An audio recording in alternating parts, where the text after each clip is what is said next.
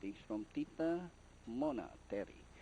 Away they go, Sail Street from the outside is Barefoot Contessa. Nine Dragon out of father outside, Rasi of Ferrari 1. Escapo alongside is Elusive Cat. That's now Barefoot Contessa, followed by 9 Dragon 9A. Ferrari 1, Danori inside, Sail Street running, Danori inside is Escapo. Be Nice is racing 6 by Daral alongside Elusive Cat. Royal Jewel Speedy Maki second last, and Len is running at the tail of the field. And rounding the far turn, 9A, 9 Dragon by ahead. Barefoot Contessa down on the inside is Ferrari 1.